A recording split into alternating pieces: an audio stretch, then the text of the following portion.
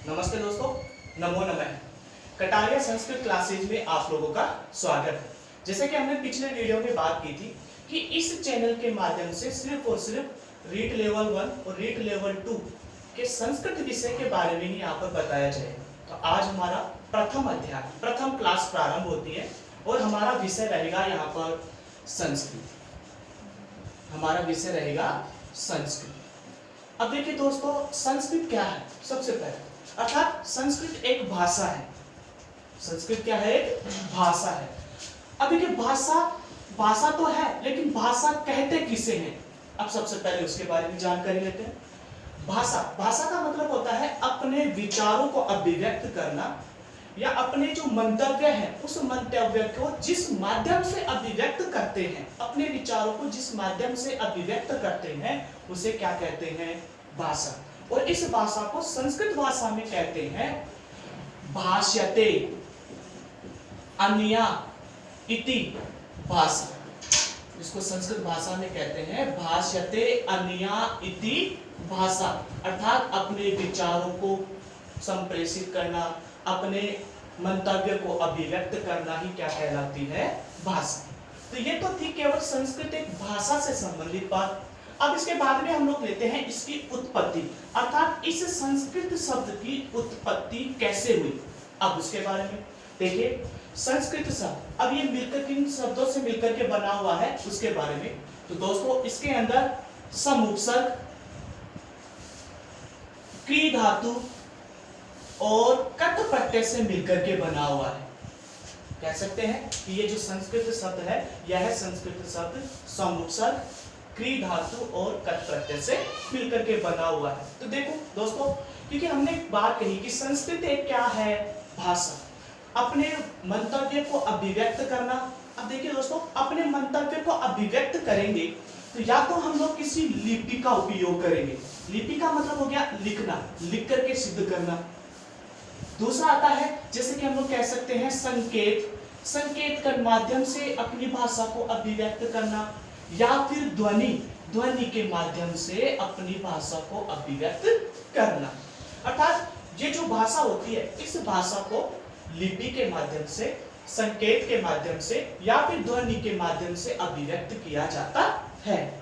देखो दोस्तों, हमारे पास में एक नया पॉइंट निकल कर के आ गया, लिपि। लिपि का मतलब होता है लिखना, अर्थात संस्कृत भाषा को सर्वप्रथम किसने लिखा, इस बात के ऊपर हम लोग चर्चा करते हैं। तो संस्कृत भाषा को सर्वप्रथम किसने उपयोग किया, किसने लिखा? अब इसके बारे में देखिए दोस्तों, संस्कृत भाषा का सर्वप्रथम उपयोग ब्रह्मा जी ने किया था। किसने किया था? ब्रह्मा जी ने किया था। क्योंकि ब्रह्मा जी ने किनकी रचना की? वेदों की रचना की। किनकी रचना की थी? वेदों की रचना की थी। अर्थात संस्कृत भाषा में किनकी रचना की गई? वेदों की रचना की गई। वेद मुख्य रूप से कितने होते हैं? 4। वेद मुख्य रूप से कितने होते हैं? 4। और ये 4 वेद कौन कौन से होते हैं? ऋग्वेद, यजुर्वेद, सामवेद और अथर्ववेद। अर्थात ये 4 वेद होते हैं। अब देखो दोस्तों, वेदों को मनोरंजनकारी बनाने के लिए, रुचिकर बनाने के लिए इन वेदों के अंदर उनकी अंगों की रचना की गई। उनकी किसकी रचना की गई? अंगों की रचना की गई, जिसे हम लोग क्या कहते हैं? वेदांत। जिसे हम लोग क्या कहते हैं? वेदांत। अर्थात अपन कह सकते हैं कि वेदों को रुचिकर बनाने के लिए किनकी रचना की गई? वेदांगों की रचना की गई। अर्थात वेदों का अंग, इस शब्द से अर्थ निकलता है वेदों का अंग। वेदांत जो होते हैं वो मुख्य रूप से कितने होते हैं? 6। वेदांत मुख्य रूप से कितने होते हैं? 6। अब ये वेदांत 6 जो होते हैं वो कौन कौन से होते हैं? अब उनके बारे में पहला आता है हमारे पास में शिक्षा, दूसरा होगा कल्प, फिर निरुक्त, फिर होगा हमारे पास में ज्योतिष, फिर होगा हमारे पास में छंद और अंत में आएगा हमारे पास में व्याकरण। इस प्रकार से वेदों के कितने अंग? 6 अंग। और वो कौन कौन से माने गए हैं? शिक्षा, कल्प, निरुक्त, ज्योतिष, छंद और व्याकरण। अब देखिए दोस्तों, किसकी बात कर रहे हैं हम लोग? अंग की, अर्थात इनकी जो कंपेयर किया गया है, इसकी तुलना की गई है, वो किनके साथ में की गई है? अंगों के साथ में। अर्थात शिक्षा का कौन सा अंग माना गया है? अब देखिए दोस्तों, शिक्षा का अंग माना गया है यहाँ पर नाक, और उसको संस्कृत भाषा में कहते हैं घ्राण। ठीक है। कल्प का मतलब यानी कि इसका अंग माना गया है कौन सा? हाथ, और उसको संस्कृत भाषा में कहेंगे हम लोग हस्त। निरुक्त का अर्थ निकलेगा यहाँ पर कान, जिसको हम लोग कहेंगे यहाँ पर संस्कृत भाषा में स्रोत। ज्योतिष का अर्थ होगा यहाँ पर नेत्र। छंद का अर्थ होगा यहाँ पर पाद, और व्याकरण का इसका अंग माना गया है मुख। तो इसीलिए देखिए दोस्तों, हमारे पास में निकल करके आते हैं वेदांत मुख्य रूप से कितने होते हैं? 6। वो होंगे शिक्षा, कल्प, निरुक्त, ज्योतिष, छंद और व्याकरण। वेदों का नाक या वेदों का घ्राण कहते हैं, क्या होगा? शिक्षा। वेदों का हस्त या हाथ कहते हैं कल्प। वेदों का कान कहा जाता है निरुक्त। वेदों का नेत्र कहते हैं ज्योतिष। वेदों का पाद कहते हैं छंद। वेदों का मुख कहते हैं व्याकरण। तो दोस्तों, हमारी जो पिछली रीट की जो एग्जाम लग चुकी है, उस एग्जाम के अंदर इससे संबंधित हमारे पास में 2 क्वेश्चन आ चुके हैं। जैसे क्वेश्चन कैसे पूछा गया था, अब वो देखते हैं अपन। उसमें क्वेश्चन था खालिस्तान व्याकरणम स्मृतम। खालिस्तान व्याकरणम स्मृतम, यहां पर हमारे पास में 4 ऑप्शन थे यहाँ पर। तो उस समय अपने को ये देखना था कि खालिस्तान का मतलब हो गया व्याकरण स्मृतम, अर्थात व्याकरण को कहते हैं, स्मरण किया जाता है। यदि हमको ये वेदांग याद रहे, इनका अंग याद रहे, तो हम लोग कह सकते हैं कि व्याकरणम किसका है? मुख का। तो यहाँ पर हमारे पास में उन ऑप्शन में से यहाँ पर कौन सा निकल करके आता? मुखम। तो हमारा आंसर क्या होता? मुखम व्याकरणम स्मृतम, अर्थात मुख को व्याकरण के रूप में स्मरण किया जाता है। और इससे पहले वाली जो रीट की एग्जाम थी, उस रीट की एग्जाम के अंदर एक तो छंद से संबंधित क्वेश्चन पूछा गया था। अभी जो पिछली एग्जाम लगी है, उसके अंदर हमारे पास में पूछा गया था व्याकरण से संबंधित। तो हमारे पास में जो बाकी के जो शेष रह गए, इनसे संबंधित हमारे पास में कोई क्वेश्चन आ सकता है। तो इन वेदांगों को अच्छे से याद करके रखें और इनके अंग कौन कौन से होते हैं, इनके बारे में याद करके रखें। अब देखिए दोस्तों, अब हमारा जो मेन जो पॉइंट था, मुख्य जो पॉइंट था, और वो मुख्य पॉइंट निकल करके आ जाता है व्याकरण। कौन सा निकल करके आ जाता है? व्याकरण। अब हम लोग व्याकरण जो शब्द है, इस व्याकरण शब्द के बारे में चर्चा करते हैं। अब इसके बारे में हम लोग कुछ जानकारी लेते हैं। अब देखिए दोस्तों, हमारे पास में पॉइंट निकल करके आया व्याकरण। अब ये व्याकरण है क्या, इसकी उत्पत्ति कैसे हुई, अब उसके बारे में हम लोग जानकारी लेते हैं। देखिए दोस्तों, व्याकरण शब्द की जो उत्पत्ति है, वह उत्पत्ति वि उपसर्ग और आम उपसर्ग, अर्थात इसके अंदर कितने उपसर्ग हो गए? 2। वि उपसर्ग, आम उपसर्ग, और इसके अंदर कौन सी धातु है? क्री धातु, और इसमें प्रत्यय लुट प्रत्यय से मिलकर के ये बना हुआ है। देखो दोस्तों, टैकी संज्ञा हो गई हलंत्यम सूत्र के द्वारा, लैकी संज्ञा हो गई तद्धितीय सूत्र के द्वारा। तो हमारे पास देखिए क्या शेष रहा? यू शेष रहा। तो दोस्तों, इसके अंदर एक सूत्र कार्य करने लग जाता है, युवोर नाको। इसके अंदर एक सूत्र कार्य करने लग जाएगा, युवोर नाको, अर्थात यहाँ पर जो आने वाला जो यू है, इस यू को हम लोग किसमें परिवर्तन कर देंगे? अन में परिवर्तन कर देंगे। देखो दोस्तों, ये जो युवोर नाको सूत्र है, अभी जो डिपार्टमेंट की जो एग्जाम लगी थी, जनरल की जो एग्जाम लगी थी, उस जनरल की एग्जाम में पूछा गया था कि युवोर नाको सूत्र के द्वारा बनता है। तो वहां पर उसका ऑप्शन क्या था? अन ऑप्शन था वहां पर। देखिए दोस्तों, इस अंग की बीच संज्ञा हो जाएगी हलंत्यम सूत्र के द्वारा। अब इस वर्ण को हम लोग जोड़ते हैं। देखिए, यहाँ पर हमारे पास में है वह, आधा किया हमने, यहाँ पर हमारे पास में शेष रहा ई, अर्थात ई के बाद में क्या आ गया? आ, यानी कि स्वर आ गया। तो ई का क्या बन जाएगा? य, यानी कि कौन सी संधि की? यण संधि। आ की मात्रा इसके अंदर जोड़ देंगे तो क्या बन जाएगा? व्या। उसके बाद में है कै, अब ये जो र है, इस र के अंदर क्या जुड़ जाएगा, ए, तो शब्द क्या बन जाएगा, र। आगे हमारे पास में लिखा हुआ है न, तो शब्द क्या बना, व्याकरण। इसमें देखो दोस्तों, यानी कि कहा जाता है नियम के अकॉर्डिंग कि र के आगे यदि न हो तो उस न को अण में परिवर्तन कर देते हैं। जैसे उसका सूत्र कार्य करता है अट कुकुवांग नुम अव्यवायो अपि।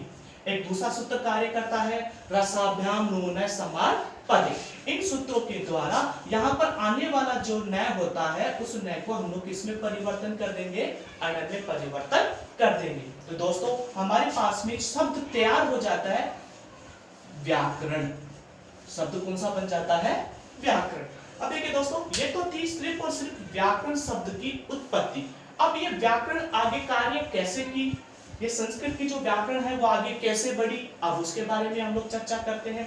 तो देखो दोस्तों, जैसे कि हम लोगों ने पहले बात की थी कि ये जो संस्कृत जो भाषा है, इस संस्कृत भाषा का सर्वप्रथम ब्रह्मा जी ने इसका उपयोग किया था और इनके अंदर वेदों की रचना की थी, उनमें वेदांग बनाए गए, व्याकरण शब्द हमारे पास में निकल करके आया। अब इसके आगे देखो दोस्तों, व्याकरण जो होती है ना, इस व्याकरण की दो परंपराएं होती है। व्याकरण की दो परंपरा होती है, यानी कि अपन कह सकते हैं दो परंपरा। व्याकरण की दो परंपरा होती है। प्रथम जो परंपरा होती है उसको हम लोग कहते हैं वारस्पति परंपरा। वारस्पति परंपरा, प्रथम जो परंपरा होती है उसे कहेंगे वारस्पति परंपरा। और दूसरी जो परंपरा होती है उसको हम लोग कहते हैं माहेश्वरी परंपरा। दूसरी कौन सी आ गई, माहेश्वरी परंपरा। तो देखो, व्याकरण की दो परंपरा होती है। प्रथम तो होती है वारस्पति परंपरा और दूसरी परंपरा होती है माहेश्वरी परंपरा। इन परंपराओं के माध्यम से ही आगे व्याकरण का विकास हुआ। अब वो कैसे हुआ, तो हम लोग एक वन बाय वन करके एक एक करके हम लोग इन परंपराओं को निकालते हैं, इनको समझते हैं कि ये है क्या। ठीक है दोस्तों, देखिए हमारे पास में पहली परंपरा निकल करके आती है और वो है वारस्पति। वारस्पति परंपरा। अब देखिए दोस्तों, जैसे कि हमने पहले बात की कि भाषा का सर्वप्रथम प्रयोग ब्रह्मा जी ने किया। देखो, वारस्पति परंपरा में भी यही प्रक्रिया चल रही है कि वारस्पति परंपरा के अनुसार सर्वप्रथम व्याकरण जो है, उस व्याकरण का निर्माण किन्होंने किया, ब्रह्मा जी। अर्थात ब्रह्मा जी ने अपने जो व्याकरण है उस व्याकरण का ज्ञान लिपिबद्ध किया और लिपिबद्ध करके उसका अध्ययन करने के लिए किनको दिया गया, बृहस्पति को। किनको दिया गया, बृहस्पति को। अर्थात बृहस्पति को वो ज्ञान दिया गया। अर्थात इनके नाम से ही, बृहस्पति के नाम से ही कौन सी परंपरा बनी, वारस्पति परंपरा। बृहस्पति को ज्ञान हुआ और उनको आगे बढ़ाया। लेकिन यहाँ पर क्वेश्चन ये होता है कि बृहस्पति के नाम से ही कौन सी परंपरा बनी, वारस्पति परंपरा। बृहस्पति ने उस व्याकरण को, ज्ञान को अर्जन किया, ग्रहण किया और उनके पास में जो भी ज्ञान था व्याकरण का, उस व्याकरण के ज्ञान को किनको भेजा, इंद्र को। किनको दिया, इंद्र को दिया। और इंद्र ने रुद्र, वायु, अग्नि, वरुण इत्यादि देवताओं को वो ज्ञान दिया, अर्थात व्याकरण का ज्ञान दिया। देखिए दोस्तों, वारस्पति परंपरा में सर्वप्रथम व्याकरण का ज्ञान किनको हुआ, ब्रह्मा जी को। ब्रह्मा जी ने वो व्याकरण का जो ज्ञान था वो किनको दिया, बृहस्पति को। बृहस्पति ने किनको दिया, इंद्र को। और इसके बाद में अनेक देवताओं को, जैसे रुद्र, वायु, अग्नि, वरुण इत्यादि जो देवताएं हैं, उन देवताओं को व्याकरण का ज्ञान दिया गया। अब देखिए दोस्तों, इनमें से हमारे पास में क्वेश्चन आता है कि वारस्पति परंपरा के अनुसार, अब देखिए व्याकरण को सीखने वाला कौन, वारस्पति परंपरा के अनुसार व्याकरण को सीखने वाला कौन, बृहस्पति। ठीक है, किसको सिखाया गया, इंद्र को सिखाया गया। अर्थात यहाँ पर बृहस्पति ने बोल करके, विचार करके, अर्थात बता करके किनको सिखाया, यहाँ पर इंद्र को सिखाया। देखिए, बोल करके बताने वाले को हम लोग संस्कृत भाषा में हम लोग कहते हैं प्रवक्ता। इसे क्या कहते हैं, प्रवक्ता। अर्थात उन्होंने व्याकरण का ज्ञान किनको दिया, इंद्र को दिया। तो ये क्या बन गया हमारे लिए, प्रवक्ता। इंद्र अर्थात क्या सीख रहा है, ये व्याकरण। और व्याकरण को जो सीखने वाला होता है, व्याकरण को जो सीखने वाला होता है उसे हम लोग कहते हैं व्याकरणी।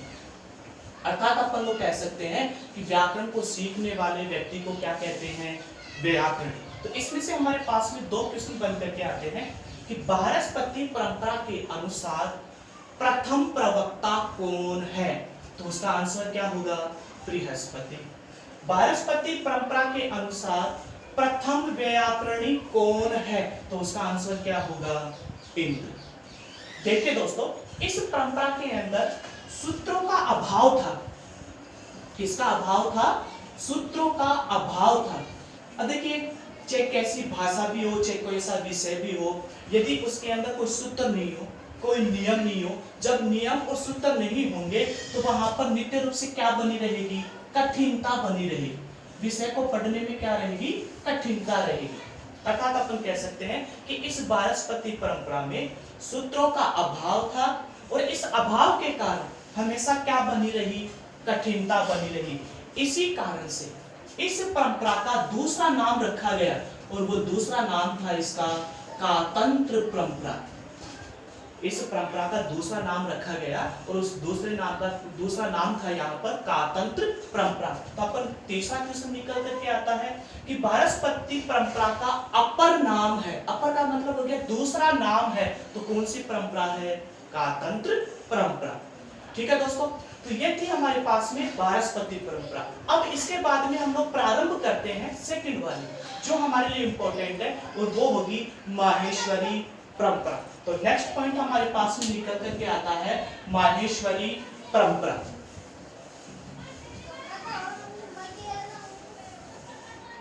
अब देखिए दोस्तों, सेकंड हमारे पास में परंपरा निकल करके आती है माहेश्वरी परंपरा। अब देखिए, माहेश्वरी परंपरा के नाम से सिद्ध हो रहा है महेश। महेश का मतलब हो गया शिव, और अर्थात शिव के द्वारा रचित होने के कारण इस परंपरा का नाम क्या रखा गया, माहेश्वरी परंपरा। देखिए दोस्तों, इससे संबंधित एक किंवदंती है, एक कहानी है, और वो एक श्लोक के माध्यम से बताता हूं मैं। यहाँ पर बताया गया है कि नृतावशाने नटराज राजो ननाद दत्ताम नव पंचवार। ठीक है दोस्तों, ये अपने पास में एक लाइन है जो इस परंपरा को लगभग पूरा करने की कोशिश करती है। तो अपने पास में है नृतावशाने नटराज राजो ननाद डक्काम नव पंचवार। अर्थात नृतावशाने, नृत्य का मतलब हो गया नाचना, अवसान, अवसान का मतलब होता है रुकना, नटराज राजो का अर्थ होता है शिव। इसका अर्थ क्या होगा हमारे पास में, शिव। ननाद, ननाद शब्द का अर्थ होता है आवाज। ननाद शब्द का अर्थ क्या होगा, आवाज। डक्काम, डक्काम शब्द का अर्थ होता है डमरू। अर्थात जब शिव जी नृत्य कर रहे थे तो उनके डमरू में से क्या निकली, आवाज निकली। और वह आवाज प्रथम कितनी बार, नो। नव का मतलब क्या हो गया हमारे पास में, नो। अर्थात नो पर आकर के क्या हो गया, अवसान। अवसान का मतलब क्या होता है, रुकना। फिर आगे देखो लिखा हुआ है पंचवारम, 5 बार। अर्थात 9 और 5, अर्थात यहाँ पर जाकर के इनकी आवाज रुकी और इनकी आवाज रुकने से ही वहां पर व्याकरण की रचना हुई। ऐसा कहा जाता है कि जब शिव जी नृत्य कर रहे थे तो उस समय उनके डमरू में से जो आवाज निकली 9 बार, उसके बाद में निकली 5 बार। जब वो आवाज निकल रही थी तो उनके पास में ही वहां पर एक कवि बैठे हुए थे, एक मुनि बैठे हुए थे, एक आचार्य, अपन आचार्य भी कह सकते हैं, एक मुनि बैठे हुए थे और उस मुनि का नाम था पाणिनि। उस मुनि का क्या नाम था, पाणिनि। अर्थात उसकी आवाज को किन्होंने सुना, पाणिनि ने। और उन पाणिनि ने, अर्थात मुनि आचार्य पाणिनि जी ने 9 और 5 जो आवाज निकली थी, उस 9 और 5 आवाज से वहां पर देखो 9 और 5 कितनी हो गए, 14। अर्थात 9 और 5 मिलकर के 14 बने। तो पाणिनि जी ने उन 14 माहेश्वर सूत्रों की रचना की, अर्थात जो भी वहां पर वर्ण निकल करके आए उनको हम लोग क्या कहते हैं, माहेश्वर सूत्र। तो देखिए दोस्तों, हमारे पास में नेक्स्ट परंपरा निकल करके आती है माहेश्वरी परंपरा, अर्थात भगवान शिव के द्वारा रचित होने के कारण इस परंपरा को माहेश्वरी परंपरा कहते हैं। और इसका एक श्लोक चलता है, नृत्यावशाने नटराज राजौ ननाद डक्काम नव पंचवारम, अर्थात शिव जी जब नृत्य कर रहे थे उस समय आवाज निकली कहां से, डमरू में से, वो भी कितनी बार, 9, इसका अर्थ निकलेगा यहाँ पर अवसान अर्थात रुकना। उसके बाद में आता है पंचवारम, 5 बार, अर्थात 9 और 5। अब उस समय जो नृत्य कर रहे थे तो उनके समीप में ही वहां पर एक मुनि बैठे हुए थे, उनका नाम था पाणिनि, अर्थात उनकी आवाज को सुनकर के उन्होंने लिपिबद्ध किया, लिखना प्रारंभ किया और उन्होंने किनकी रचना कर दी, 14 माहेश्वर सूत्रों की रचना की। और इन 14 माहेश्वर सूत्र से ही 14 माहेश्वर सूत्र से ही आचार्य पाणिनि जी ने किसकी रचना की, अष्टाध्यायी पुस्तक की रचना की। किसकी रचना की, यहाँ पर अष्टाध्यायी जो पुस्तक है, अष्टाध्यायी जो व्याकरण ग्रंथ है, इस अष्टाध्यायी व्याकरण ग्रंथ की रचना की। देखिए दोस्तों, ये थी हमारे पास में चलने वाली 2 परंपरा, और ये 2 परंपराओं से संबंधित हम लोगों ने कुछ हद तक इनको कवर किया। अब इसके बाद में आगे की जो प्रक्रिया है वो आगे की प्रक्रिया हम लोग स्टार्ट करते हैं, और वो होगी, देखिए दोस्तों, ये तो थी हमारे पास में यानी कि 2 परंपराएं। इसके अलावा और भी परंपराएं चलती है, जैसे इंद्र, चांद्र, काशकृत्सायन, ऐसे 9 अपर परंपराएं और भी मानी जाती है। तो देखिए दोस्तों, हमारे पास में एक नया पॉइंट निकल करके आता है, माहेश्वरी परंपरा। और ये 14 माहेश्वर सूत्र थे, और इन 14 माहेश्वर सूत्रों के अंदर वर्णों की व्याख्या की गई है, अर्थात इन माहेश्वर सूत्रों में माहेश्वर सूत्र, और माहेश्वर सूत्र कितने निकल करके आए, 14, अर्थात आचार्य पाणिनि जी ने 14 माहेश्वर सूत्रों की रचना की। और इन सूत्रों के अंदर क्या लिखे गए, अर्थात इनके अंदर हमारे पास में थे वर्ण। क्या थे इनके अंदर, वर्ण। देखिए दोस्तों, यहाँ पर हमारे पास में निकल करके आता है वर्ण। वर्ण का मतलब हो गया कि वहां पर वर्णों से ही शब्दों का निर्माण किया जाएगा। इसका अर्थ ये निकला कि वर्ण, अब ये जितने भी वर्ण थे वो कितने सूत्रों में है, 14 सूत्रों में। इन 14 सूत्रों को क्या कहते हैं, माहेश्वर सूत्र, अर्थात इन 14 माहेश्वर सूत्रों में सिर्फ और सिर्फ वर्ण ही लिखे गए हैं। इसीलिए इन माहेश्वर सूत्रों को वर्ण समाम्नाय भी कहते हैं। इनको हम लोग क्या कहते हैं, वर्ण समाम्नाय, समाम्नाय। ठीक है दोस्तों, देखिए समाम्नाय जो शब्द होता है, इस समाम्नाय शब्द का अर्थ होता है वेद। क्या अर्थ होता है इसका, वेद, अर्थात इसको हम लोग क्या कहेंगे, वर्ण समाम्नाय, या फिर हम लोग क्या कह सकते हैं, वर्णों का वेद। इसके अंदर देखो दोस्तों, अक्षरों की व्याख्या की गई है, इसलिए हम लोग इसको अक्षर समाम्नाय भी कहते हैं। इसे हम लोग क्या कहते हैं, अक्षर समाम्नाय। ठीक है दोस्तों, यहाँ पर जो हम लोग बात कर रहे हैं 14 माहेश्वर सूत्रों की, अर्थात ये एक सूत्रों के माध्यम से बताया गया है, इसलिए इसको सूत्र परंपरा भी कहते हैं। इसलिए इसको हम लोग क्या कहते हैं, सूत्र परंपरा भी कहते हैं। ये जो माहेश्वर सूत्र थे, ये माहेश्वर सूत्र किनके द्वारा लिखा गया, पाणिनि के द्वारा। इसीलिए इन माहेश्वर सूत्रों को पाणिनि परंपरा भी कहा जाता है। इसलिए इनको हम लोग क्या कहते हैं, पाणिनि परंपरा भी कह सकते हैं।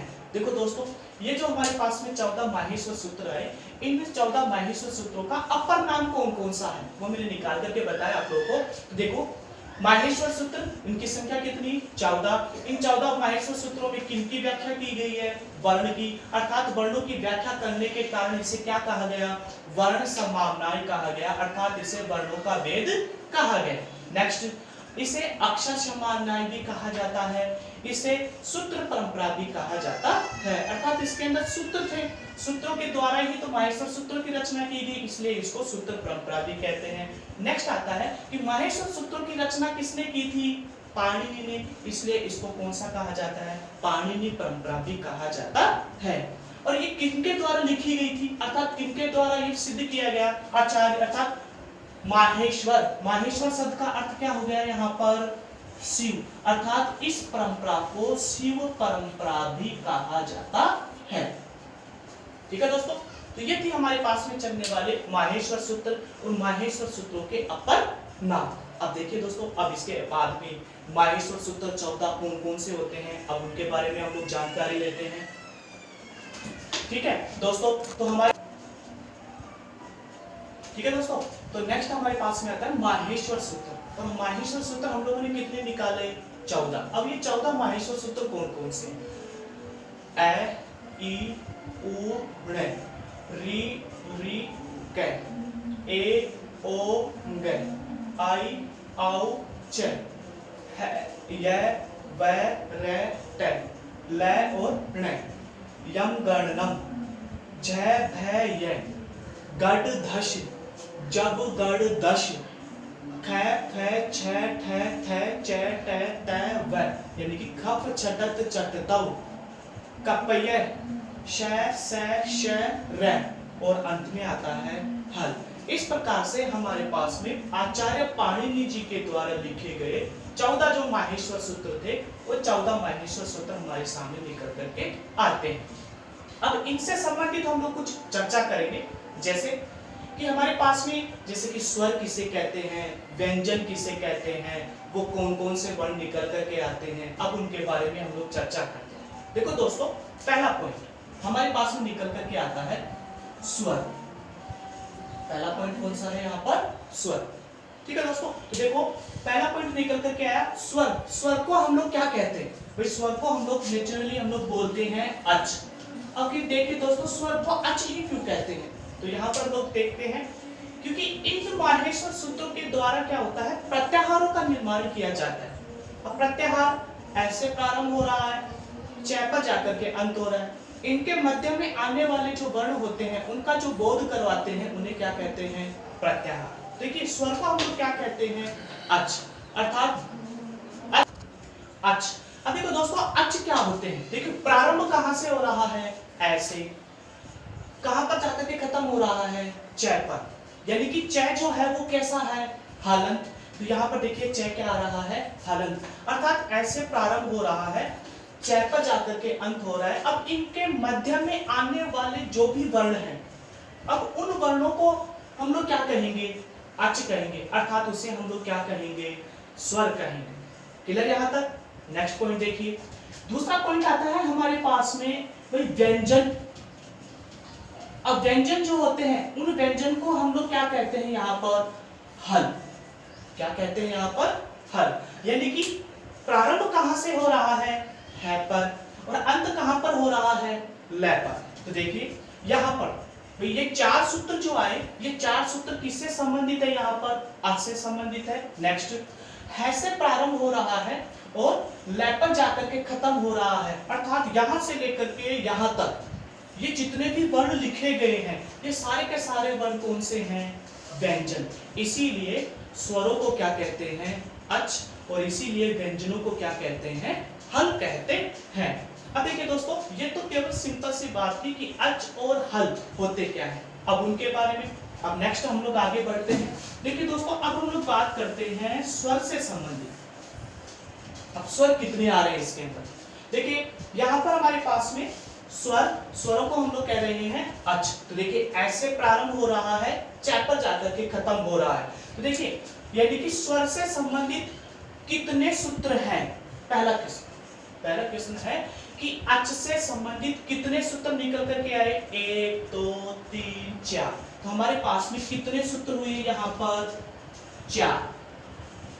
तो हम लोगों के पास में क्वेश्चन बन जाता है कि माहेश्वर सूत्र में अच से संबंधित सूत्र होते हैं। तो अच से संबंधित कितने सूत्र होते हैं? 4 सूत्र होते हैं। अब इन अच के अंदर कौन कौन से वर्ण हैं, अब उनके बारे में जानकारी लेते हैं। देखो दोस्तों, जब हम लोग स्वरों को पढ़ते हैं तो हमारे पास में निकल करके आता है कि जैसे पहला पॉइंट निकल करके आता है मूल स्वर। क्या निकल करके है? मूल स्वर। तो देखो मूल स्वर कितने होते हैं? मूल स्वर संस्कृत भाषा में कितने माने गए हैं? 5। संस्कृत भाषा में कितने माने गए हैं? 5।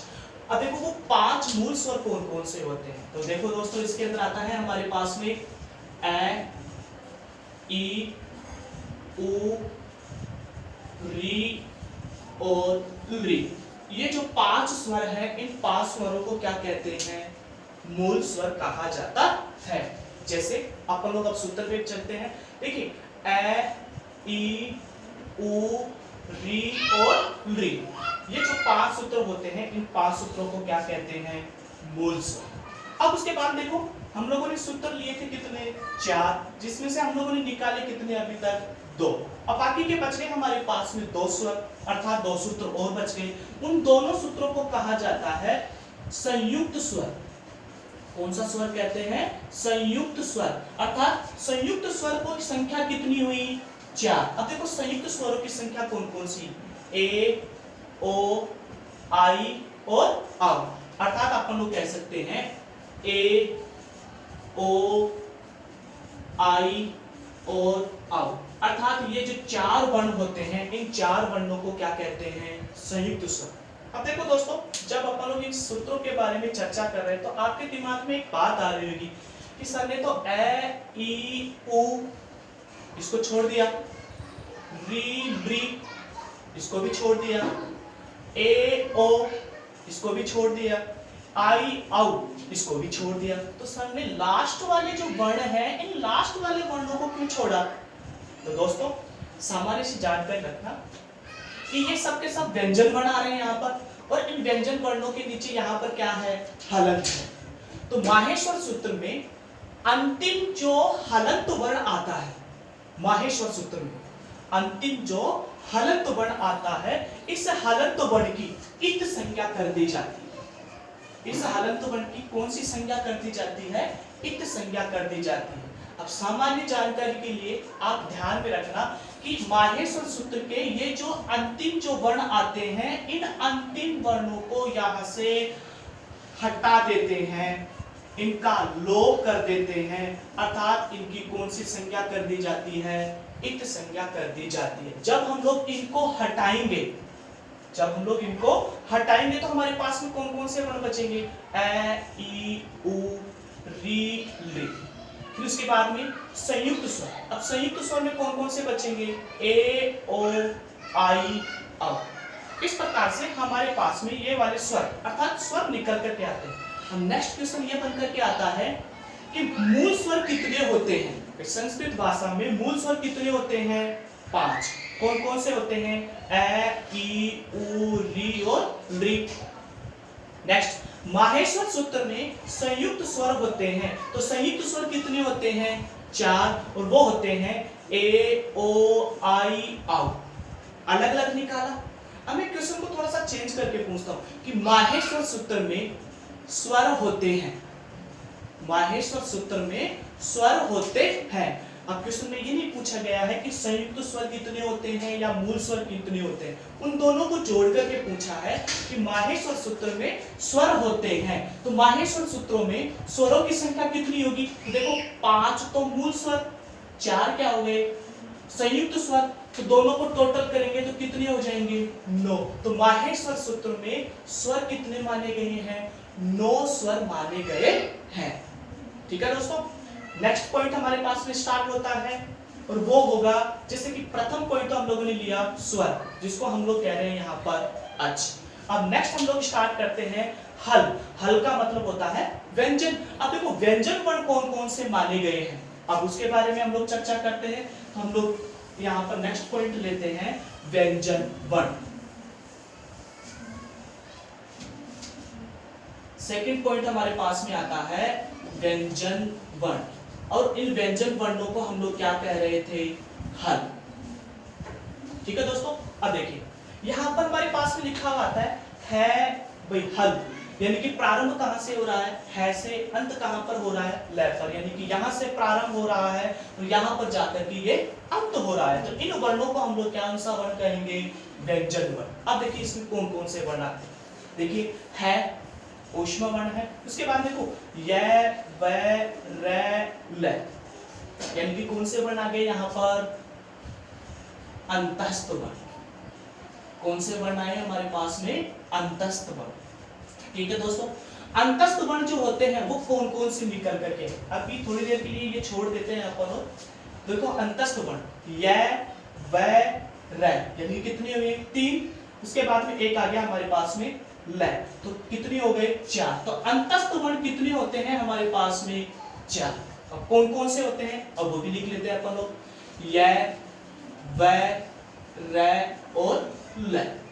क्लियर यहाँ पर देखिए अपने पास में 7वें नंबर के सूत्र पर य मैं ग न मैं, यानी कि इन वर्णों को जब हम लोग देखते हैं तो ये वर्ग के कौन से वर्ण आ रहे हैं, पंचम वर्ण। उसके बाद देखिए यहाँ पर वर्ग का कौन सा वर्ण आ रहा है, चतुर्थ वर्ण। उसके बाद में हमारे पास में आता है वर्ग का तीसरा वर्ण, वर्ग का दूसरा वर्ण, वर्ग का प्रथम वर्ण। इस प्रकार से अब हम लोग गिनती तो बोलते हैं 1 2 3 4, लेकिन अपने को याद रखना है अब उल्टे क्रम में चलना है, सिर्फ और सिर्फ संस्कृत भाषा में पहले 5 फिर 4 फिर 3 फिर 2 फिर 1, अर्थात ये उल्टे क्रम में लिखे हुए हैं, इनको मिलाया गया है। तो हमारे पास में ये जो व्यंजन वर्ण है, अर्थात अपन लोग कह सकते हैं कि नेक्स्ट पॉइंट हमारे पास में निकल करके आता है कै वर्ग, च ट ट पै, ये सभी के सभी वर्गों के वर्ग, यानी कि अपन लोग कह सकते हैं कैसे लेकर के मैं तक, कैसे लेकर के मैं तक, अर्थात कैसे लेकर के मैं तक के जितने भी वर्ण होते हैं उन वर्णों को यहाँ पे लिया गया है, उनको हम लोग क्या कहते हैं, व्यंजन। और इन वर्णों की संख्या कितनी होती है, 25। ठीक है दोस्तों, नेक्स्ट पॉइंट हमारे पास में प्रथम वर्ण तक आ गए। अब उसके बाद देखिए श स श और है, कितने वर्ण आ गए, 4। स श स और है, ये 4 वर्ण आते हैं और इन 4 वर्णों को कहा जाता है ऊष्म वर्ण। कौन सा वर्ण कहते हैं हम लोग, ऊष्म वर्ण, अर्थात ऊष्म वर्णों की संख्या 4 और ये वर्ण होते हैं स श स और है। तो देखिए दोस्तों हल की बात कर रहे हैं, हल का मतलब हो गया व्यंजन। व्यंजन वर्ण कितने लिखे गए हैं किसमें, माहेश्वर सूत्र में, तो निकालते हैं। अब हमारे पास में आता है जैसे कि अंतस्थ वर्ण, अंतस्थ वर्ण कितने लिए, 4। उसके बाद में आया कै वर्ग, यानी कि कै च ट ट पै, ये सभी के सभी वर्ग कैसे लेकर के मैं तक के वर्ण, और इन वर्णों की संख्या कितनी है हमारे पास में, 25। उसके बाद में आया हमारे पास में तीसरा पॉइंट निकल करके आया, वो है ऊष्म वर्ण। ऊष्म वर्ण कितने माने गए, 4। तो देखिए दोस्तों अब इसका हम लोग टोटल करते हैं, 25 से 4 29, 29 से 4 33, 29 से 4 33। तो देखिए दोस्तों इस माहेश्वर सूत्र के अंदर हल जो वर्ण है अर्थात व्यंजन वर्ण है, वो व्यंजन वर्ण कितने हुए, 33। इससे पहले हम लोगों ने पढ़ा था स्वर, स्वर जो थे उन स्वरों की संख्या हमारे पास में निकल करके कितनी आई थी, 9। स्वरों की संख्या कितनी निकल करके आई थी, 9 निकल करके आई थी। तो दोस्तों इनको हम लोग टोटल करते हैं यहाँ पर, तो 33 और 9 टोटल हमारे पास में निकल करके आ जाते हैं कितने, 42। तो माहेश्वर सूत्र में कुल कितने वर्णों का या कुल कितने वर्णों के बारे में बताया गया है, टोटल वर्ण कितने होते हैं, 42, जिसमें से 9 तो क्या होते हैं, स्वर, और 33 व्यंजन वर्ण होते हैं। ठीक है, अब इसके बारे में हम लोग, ठीक है दोस्तों, तो ये थे हमारे पास में चलने वाले माहेश्वर सूत्र। और इन माहेश्वर सूत्र में स्वर कितने हैं, व्यंजन कितने हैं, इनके बारे में मैंने आपको सामान्य जानकारी बताई। अब इनके बारे में विस्तार से अध्ययन हम लोग नेक्स्ट जो वीडियो आएगा उस वीडियो के अंदर करेंगे। लेकिन ये जो माहेश्वर सूत्र है, इस माहेश्वर सूत्र को आप लोग ऐसे याद न करें, ए ई उ री री ऐसे याद नहीं होगा। अपने को इसको एक अलग तरीके से बताना है, याद करना है, जैसे मैंने निकाल करके बताया। सबसे पहले स्वर, स्वर के अंदर कौन सा, मूल स्वर, फिर उसके बाद में संयुक्त स्वर, फिर उसके आगे जैसे कि व्यंजन की बात करें तो वो आ गया अंतस्थ वर्ण, फिर उसके बाद में कैसे लेकर के मैं तक के वर्ण, यानी कि उल्टे क्रम में याद करना होगा अपने को।